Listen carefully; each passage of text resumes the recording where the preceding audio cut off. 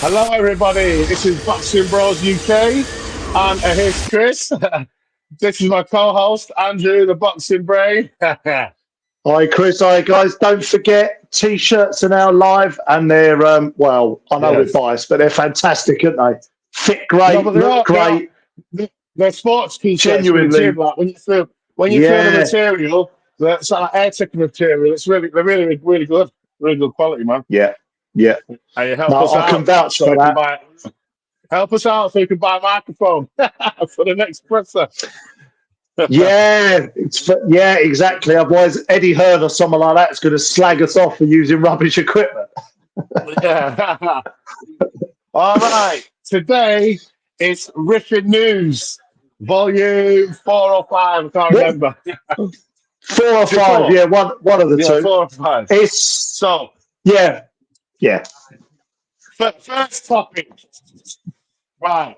Harlem Eubank and Adam Azim, their fight is cancelled, finished, finito. And this is what Harlem Eubank had to say. So let's just get into what he had to say. You know, we get confirmation. He's got an injury. The fight will be rescheduled. You know, as soon as possible. 5 months go on, and 5 months since we signed that fight, and you know, multiple dates were put to us, didn't materialize. Turns out I've done 3 training camps. One of them, you know, I've spent money going out to Miami, you know, putting myself through the mill, preparing to fight. I've trained for this fight 3 times over, you know, based on, you know, dates we've been given that didn't materialize. So of those new dates, sorry to interrupt you, Harlem. So of those new dates that came your way, you've accepted those new dates? Yeah.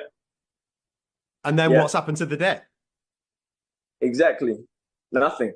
Like we get closer, and then it's like, oh, okay, no, it's not going to be this date, you know. So we get put into multiple training camps for different dates that they put to us, and none of them have materialized. And this has been, you know, happening for 5 months, you know, since accepting the fight, and I didn't sign up to a 5-month period, you know, of training camps for no fight. You know, after 5 months, you know, we told them, you know, this is unacceptable, and we're gonna have to move on now. We didn't sign up to stay out the ring for 5 months. I just come off. Got the answer. Really? What are your thoughts? Yeah, I listened to this on TalkSport, and then I saw Adam Azim come on. Oh no, I think he was on the. They got him on the phone. I think I was listening to it on the radio. I wasn't watching. We've got the Adam Azim interview coming on in a minute. But what do you think about what he just said? Yeah. Again, we were talking off air about the psychology of it and trying to read between the. It's very difficult. I obviously couldn't see his body language there because I'd have been interested to see if, you know, analysing the body language a little bit. You know, he's saying he's trained for this fight about 3 times. He's signed the paperwork. I'll be honest, Chris, without wanting to sit on the fence, it's kind of difficult in these situations to know who to believe, isn't it?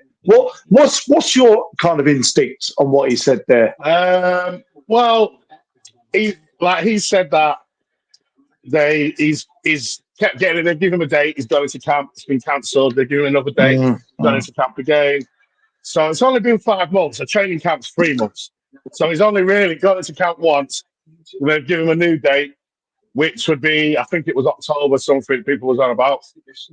I don't think they've given multiple dates, because if they gave him, like, it was supposed to happen in June, the fight, and it got cancelled. So after that, maybe they gave him whatever date they would have given him. The fight could only really happen in October because you need 3 months at least for proper training camp, unless the injury wasn't that bad. Like, you don't know. So I think he's over exaggerating about multiple dates, because I can't see how that can. I can't see. It's 3 months for a camp. The fight got cancelled in June. depending on the like, hardly how you can have loads of different dates all the time, and you keep starting your camp without signing anything. So I don't know, but yeah, let's see what Adam and Azim's got to say. But it's it. I think he might be over exaggerating. Like they made the fight, they pulled out, they gave him a date, and then maybe they said, "Oh, actually, it's going to be this date," and that's it. Maybe it might, but I don't think it was loads of different dates because he wouldn't have been able to work out. He has to plan his training camp, injury rehabilitation. I don't think that he would have, unless he's planning on fighting next year. I don't And believe that he would there's have had some multiple sources, dates. Chris, that I've read some sources and that have said that chats haven't even taken place. So I don't know what to make of what's going on here. It's a bit of a mess, isn't it, really? But anyway, Yeah. let's see what Adam's got to say. Yeah. You and Holm get in the ring, go nose to nose, and we were told at the time that you were in advanced negotiations for a fight there. I believe it was signing them booked for June 15th. Is that right? Yeah, 100%. Yeah. It was booked for June 15th, and we've had some trouble during that time because obviously I pulled out due to injury on my ankle. So obviously I can't do nothing about it. But obviously it's down to me because of my health, and obviously I want to be fully fit for the fight. So obviously there was no excuse for me to pull out the fight. It was just an injury I had, and so we were initially gonna fight again. After that, and then obviously the date got moved again, so it was initially going to fight on October 5th at Brighton at his home turf. Right. So it was all done. His backyard, yeah. So was that signed? That was all done. Like, everything was just done. He didn't sign on his side. His negotiation didn't come back to us. So I know he said a few times on the interview saying that I'm the one who didn't come back with the negotiation. I don't pull out with no fights. I was waiting for that fight for a very long time. And the funniest thing is, he's pulled out the fight, and then my dad was in China doing a bit of work out there. He saw Harlem Eubank in China at the airport. How random. At random. My dad literally pulled him aside and goes, "What's going on? Why is the fight not happening?" And obviously, I think he said about some other stuff going on or something like that. But you know what? It looks like obviously I was ready for the fight. I was prepared. I was, everything was done. I was going to go to his backyard and fight him. But then then he had no reason to pull out. So I think he just didn't want the smoke. I'm not going to lie about that. I spoke to him. Well, that's interesting, isn't it? It's interesting. So allegedly going to be in Brighton, so he would have had home support. Would have had maybe that extra little bit of, extra bit of percentage in the fight with back in his hometown. His dad meeting him at the airport. Adam Azim, he sounds pretty genuine there. It's hard to kind of look into his body. Seems pretty genuine. I kind of leaning more towards Adam Azim's story, Chris, a little bit. But again, I'm not overly sure either way, if I'm honest. But what do you think? It seems straightforward. Like I'm leaning a bit more that way because he's like, right, there was one day, October 5th, and he refused because apparently there was multiple dates before. But he's saying that there weren't multiple dates before that. So I don't know. And obviously his dad seen him in the airport. It seemed like he said the fight's not happening because of other things, and he didn't really say. He said something like, and some other stuff that I'm not going to talk about or something like that. So, but why would you wouldn't lie about that? Look, I'm not no expert on pathological liars, but why would you lie about your dad seeing you there? Like, his dad could obviously confirm that as well, and obviously be spoke to. Yeah. So I tend to think that probably could be true. Ultimately, is it maybe Eubank didn't want that smoke, as Adam Azim said there? Maybe he didn't fancy it. He struggled. He struggled at the weight. Like, I know this fight was going to be at catch weight at 134. Well, he does struggle at the weight, so maybe the catch weight wasn't enough, and he wants to campaign at 147. And you know why? Because he wants the Conor Benn fight. I'm telling you now, he wants the Conor Benn fight. Harlem Eubank. He wants that fight because of the history. And they're both at the same. I'd like that fight better because it'd be more of a fair fight. Eubank Jr. is not weight drained and all that shit. Like, I think, and Chris Yeah, Eubank Senior is Harlem Eubank's manager now. So Nigel Benn in that's one right. corner, Yeah, Gene yeah. his son on, Chris Eubank Senior, Gene his nephew on. I think it'd be a bit more exciting than Eubank versus Conor Benn, to be honest. Yeah, and I remember when I was listening to the Adam Azim interview live the other night, and he was saying, you know, he was quite happy to do the catch weight, and you know, he felt he's big for the weight and all the rest of it. So ultimately, do you think the fight will eventually happen? Do you think it'll eventually happen or not? No, if he's moving up, and Adam Azim, he's still young. He's still got to grow into like man strength and all that. He's going to be happy at Yeah, 140 for a while. He ain't going to be wanting to move up like that, I don't think, anytime soon. So, yeah, and I don't yeah, really, Harlan Eubank's not really that good, to be honest. He's okay. He's one of them guys, he's good at everything, but he's not spectacular at yeah. nothing. Do you know what I mean? Jack Like of all he hasn't really got trades. great, he hasn't really got good Yeah, power. He's okay for, so he's just good at everything. Do you know what I mean? Like, so I don't yeah, really rate him that well. But I would like to see him in kind of Ben fight just for the beef because both the dads will be there, like Senior and Ben. yeah. You know, old school. It's, But it, ship has probably sailed. Ship has probably yeah, sailed for that one. definitely. I don't want to see him. Yeah, I don't want to see. So, and another thing though, I'd like to add, Adam Azim, he's got a fucking cheat about people not wanting to smoke. I just like to put this out there. You did not want the smoke with Dalton Smith. You didn't want it because you could have already had a fight with someone who wanted to fight you and defend your belt, and you fucking ducked it to fuck about for 5 months. Yeah. There you go. We need, Karma's a bitch. we need Turkey to intervene again, don't we? We'll get onto that on the more of the other news. We need him to intervene and stop all this nonsense. Just get it on. Come on, let's go. That's it. So next topic, staying on with Adam Azim. Adam Azim is now fighting O'Hara Davis. O'Hara Davis. Yeah. Quick The quitter. thoughts on this. Quick thoughts Well, on this, again, OD. he talks quite well, Adam Azim, and he self promotes quite well. And I remember sort of listening to again, it was in the interview, and he was sort of obviously trying to promote this fight as a bigger fight. O'Hara Davis has been there, done it, got the T-shirt, and it's just all round a bigger fight, which is questionable. Yeah, no, I don't think it's a terrible fight. Obviously, O'Hara Davis got sparked out in one round in his last fight, which is, you know, against a decent opponent, but it's not the best preparation going into you know, such a big prospect like Adam Azim. But I don't know. It's an okay fight. I like the fight. Well, what about you, Chris? You don't fancy this fight, or what's your thoughts? Do you know what? Yeah, I'm a fan of O'Hara Davis. Like, because it's an underdog story. He's a bit limited, but he hits hard. He's got them long arms, but he's very, very slow. So he's always got to try and time people.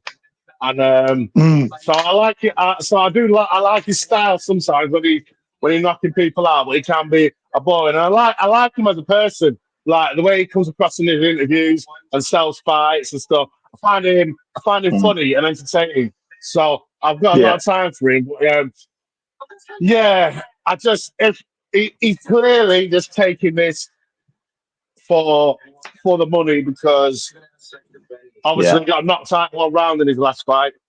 He even said it mm, himself on a talk interview. But they're seeing me as slim pickings, but he said, I don't care. They're giving me money. Happy days. So good I just don't know. opportunity for O'Hara Davis. Yeah, Yeah, I don't know. I'm thinking. I think Adam Azim, strong favourite. I don't think O'Hara Davis has passed his best, and his best weren't even that great, to be honest. So yeah, it's yeah. just, I don't think it's going to be a good test. I just think this is just going to be a knockover job, quick one for him, and I think O'Hara Davis is not got it anymore. I could be wrong, but It makes sense for Azim, though, doesn't it? O'Hara Davis is still a yeah, bit of a name in the world of boxing. He's had beef with people. I remember that he had a bit of beef with Floyd Mayweather randomly, didn't he? And you know, obviously yeah, that thing, the fight with Josh Taylor, you know, and he's a bit of a name, so I can understand why this fight's yeah, been made. I get it. But I think Adam Azim yeah, is, you know, he's on the rise, full of confidence. I don't really see how yeah. he doesn't get past him. Yeah, so, Yeah. but there we are. That's it. Well, he can't be that confident though. We would have fought Dalton Smith, and we wouldn't be in this mess Well, right we now. had true. Yeah, be confident for this fight. That's for sure. Yeah, yeah. Or you would think Right. anyway. That's it. He's definitely confident to beat Eubank. But anyway, let's move on. Next topic. So, Turkey Al Sheikh was on Talksport talking to Simon Jordan and the rest of his cronies. But one thing, right? Yeah, I'll play what Turkey Al Sheikh said. And people are complaining about this, and some people have got issues. As an example, I will give you an example. I prefer to have a 1 million subscribe and pay-per-view with £20. Then 500,000 with 40. I agree. Yeah. Or less than 500,000.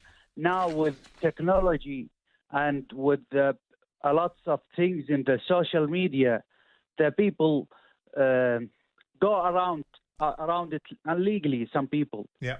because the price is high, and this is in the future will not build the boxing. If I give the customers good fight with good price, you'll get volume. I will increase the fans base, and in the future we will go step by step.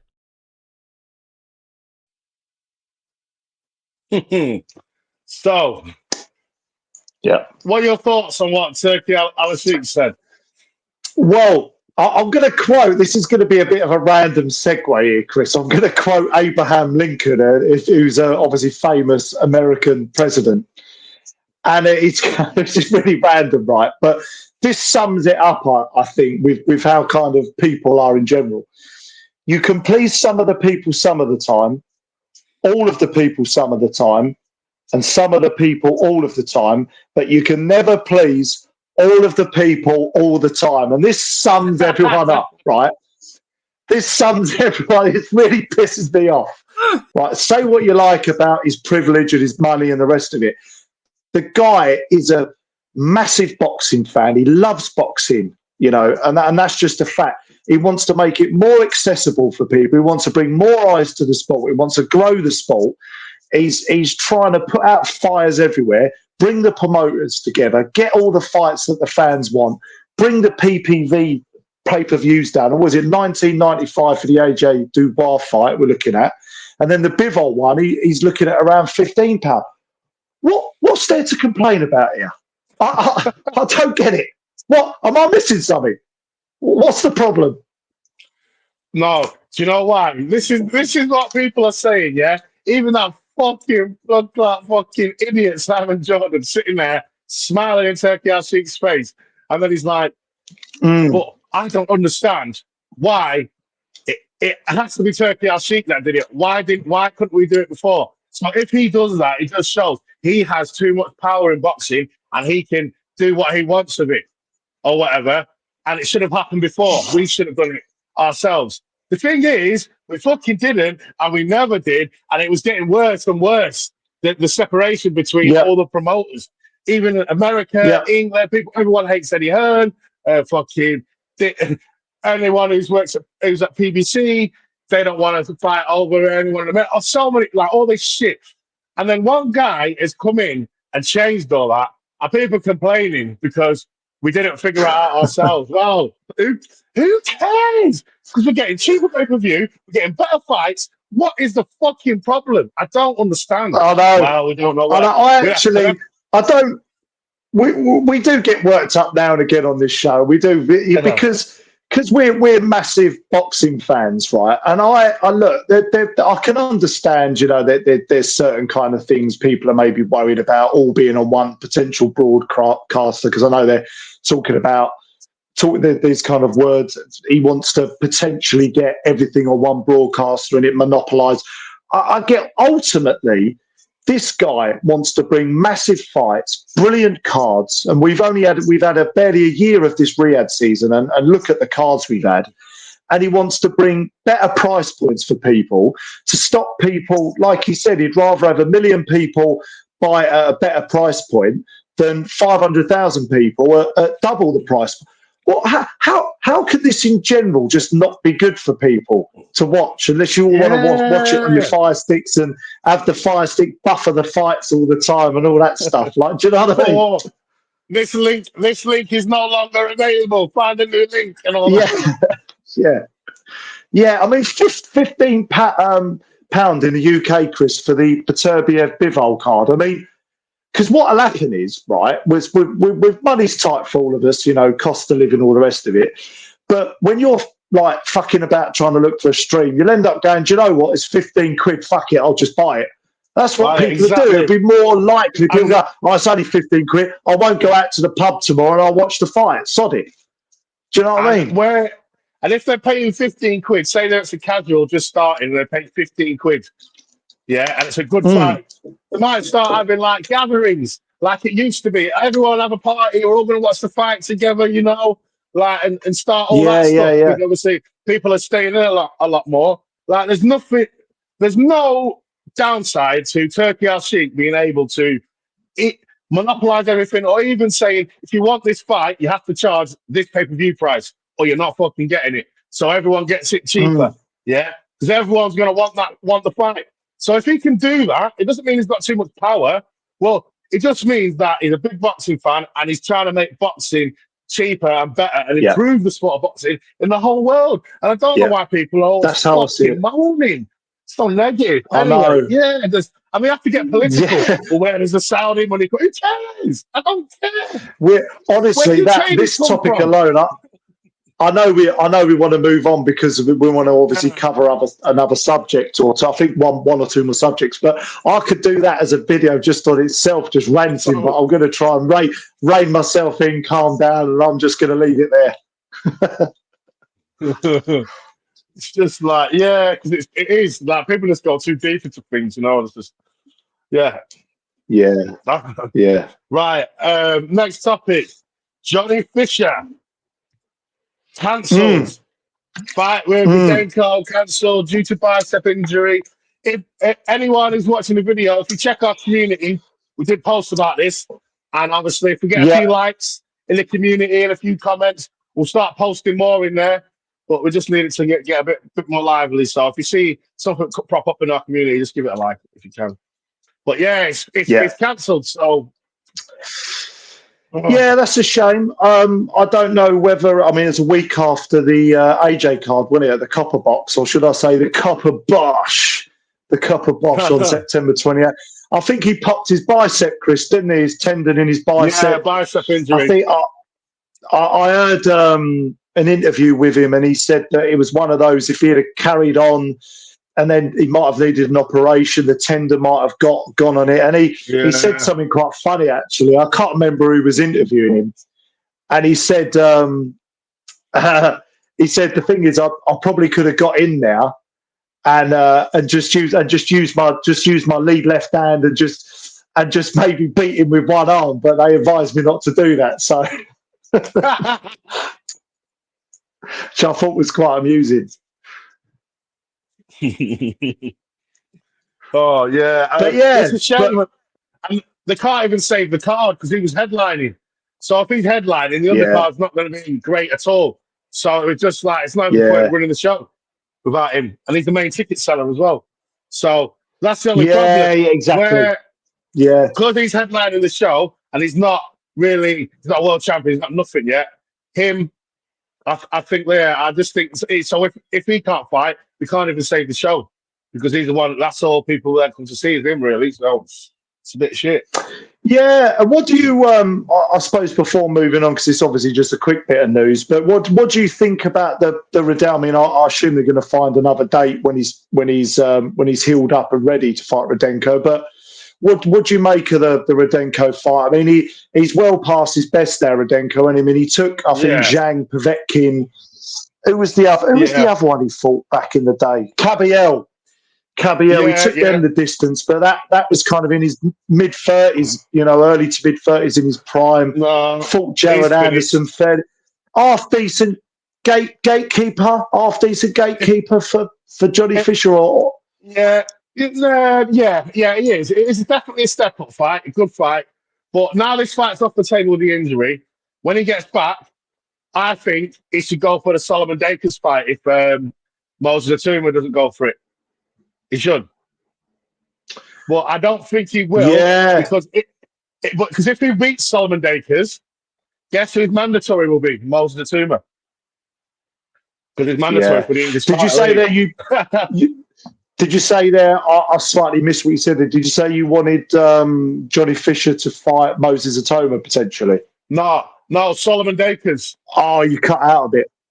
I was going to say, because that fight's never going to happen at the moment, is it? Because of the money works in boxing. Yeah, absolutely. I think that's the route to go down. Yeah, English title. Absolutely. Exactly. But the only thing is, Moses Atuma, if he beats Solomon Dakers, Moses Atuma will be his mandatory. So if he doesn't want to look like a ducker, and he's because he's with Eddie Hearn. Eddie Hearn won't be pulling out no purse bids, so he'll have to fight. If he wins that title, he'll be forced to fight Moses Atuma or vacate the English title. So it just depends if they want to go that route. But if I was him, Solomon Dakers is a good learning fight for him to fight someone with some boxing skills, and it will test everything that he's got. I think because he's not very technically sound. So, and he won't be able to just blast through Solomon Dakers. That's a better fight, that one. Spoiling tactics. Better fight, 100%. That's a much better fight I think, because if Moses Atoma fighting Solomon Dakers is going to be too. It's going to be too easy for Atoma. I just need to, Chris, could you pause it just for a sec? I just need to quickly do something. So, anyway, the next topic is Billy Joel Sausages and his comeback trail. God! Apparently, he wants to sign like a 2-fight deal or something with Boxer, and have a warm up and then fight Chris Eubank Jr. But he doesn't need a warm up; he'd fight him straight away. But he's already fighting. Typical Billy Joel style. It don't need a warm-up, even though his last fight was in 2021 and had his whole face broke by Canelo. Yeah, you don't need a warm-up fight. Yeah, good luck with that. Jesus Christ. Oh, dear. What are your thoughts on this? My first initial thoughts, and I'm trying not to be too sort of sarcastic here, but at this point, Chris, does anyone really care anymore? I don't know. 2 years ago, I think I did. I think he's left it so long. We've obviously done a video on him that went viral. Good on Billy Joe Sausages strikes again. And that was our best video. So fucking thanks, Billy Joe Sausages. Thanks, Billy Joe. Might have to put it in the headline again. It's one of them now where, because I was looking at it, do you know he because obviously the Chris Eubank Jr. one's the one they're talking about. Do you know he fought him 10 years ago now, Chris? Can you believe that? Where does time go? 10 years. That makes me feel really old. And it's like, I don't know if I'd want to. Does anyone want to see that? I don't know if I want to see that fight now. Do you? I'm not desperate to see it.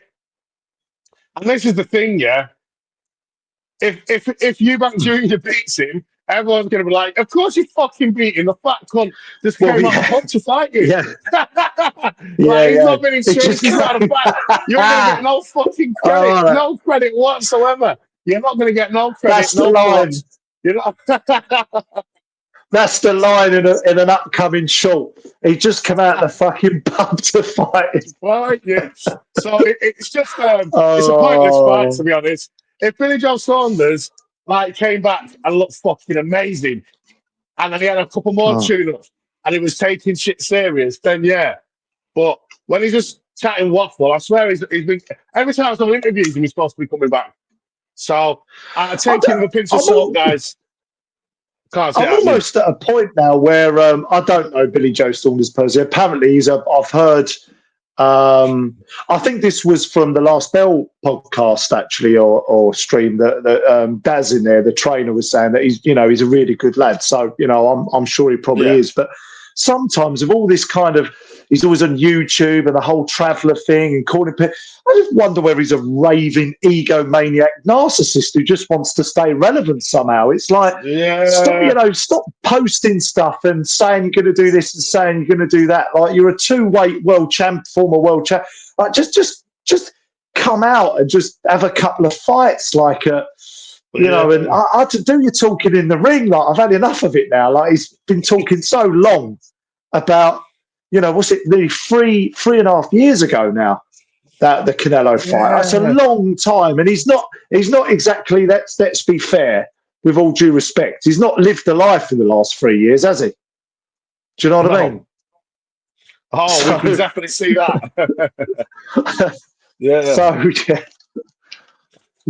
that's it. Will he come back, Chris? The one question for you: do you think he will eventually actually come back and fight? What do you think? I'm telling you, because I don't think he will. Personally, I don't think he will. In a professional ring, in a competitive fight, I say absolutely. I can't see it. He just, because he always says, I need to have a fight day and an opponent, and then I can get myself up and ready. But you can't. But what you really need to realise, what you should know, because you're a professional fighter, you've got to stay ready. You've got to stay ready. Yeah. You stay in shape all year round, and then when the opportunity comes, you go into camp, but you keep yourself ticking over. Obviously, I don't know in person anything. Obviously, when he's not fighting, he ain't doing what he should, and he's going like not even ticking over. He's abusing his body to the extent where you have to get in shape for it to be a normal, healthy human being, then get in shape for a fight afterwards. I think it's a fair point. I think we agree wholeheartedly on this one, and I think it's a shame for me. It's a shame for me. This is my final point on it, because he is a very technically sound, fundamentally solid boxer.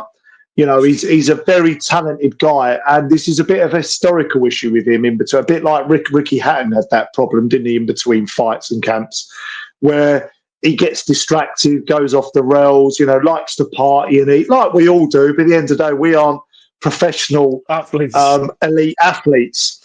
And I just think it's a waste of his talent. And it's just a bit of a shame, Chris, to be honest. Yeah, for sure. Like, it was amazing. And there was I'll tell you one thing. This is what I like to say about Billy Joe. The Billy Joe that beat David Lemieux in Canada. If he would have stayed with Dominic Ingle and got the Canelo fight next, if he would have stayed with Dominic Ingle, got the Canelo fight next, like he was supposed to, I believe that he had a very good chance to beat him in that form he was, because he was absolutely on fire. And that's the final point. He had such talent and he was wasted. Yeah. He used to watch the punches fly past him, didn't he? Like, he was that. Oh, where was that? Like, that Joe had a good chance of beating Canelo. Hell of a chance if he would have stayed with Dominic Ingle. But anyway, digress. Boxing Bros UK, like and sub. Riffing News, volume, whatever. And support the channel, guys. Buy a t-shirt. Shows will be on between 6 and 7 every day. Oh no, Monday, Wednesday, Friday, and Sunday we'll be uploading videos between 6 and 7, guys.